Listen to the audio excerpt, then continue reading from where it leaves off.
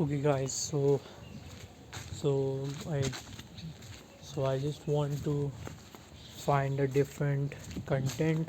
So that's why I have brought a thing about the topic, and the topic name is difference, uh,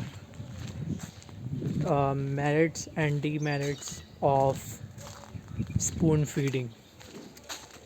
So this is a very important, another important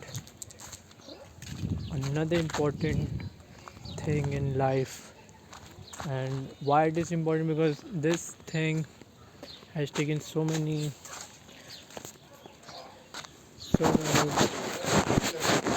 kind of ideas, so many kind of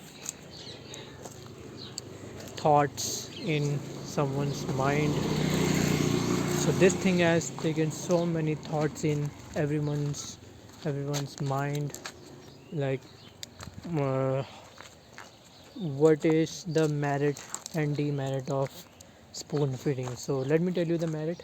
So the merit of uh, spoon feeding is, um, that if you take an example, I will take only the mother and son's example, or mother and daughter example. So, and also you can include father also in that circle, in this, circumstances. So in this condition, in anything, so the merit is that if you think about, if you just think about the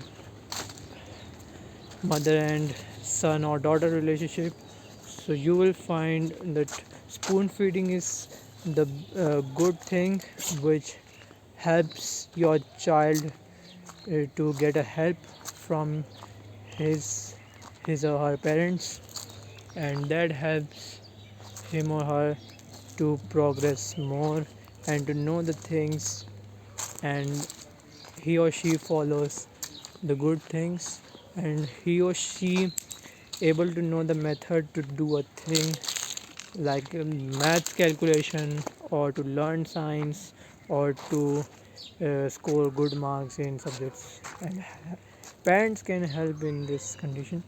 And the demerits of spoon feeding is that, your children the children is totally dependent on someone, like parents or friend or something.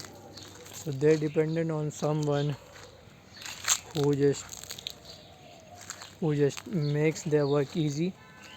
And this is the thing which makes your which makes a loss for your child, for the child. This makes a loss, as the children totally trust on you, as the children totally trust on other person, and they don't even try to do the activities. They don't try to do the activities. So this is what the demerit. So in merit you see that, children start to start to learn the things, and that helps children in future, uh, when they find a good way of doing the thing that they can't able to do. But on the other hand, it's a demerit, because then children then the children not try to do the thing. They don't even try to do the activity which they can't able to do. They don't even try a single effort. They don't apply the effort, and that's what the demerit of the spoon feeding.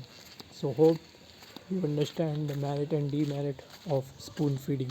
So anyways, guys, bye.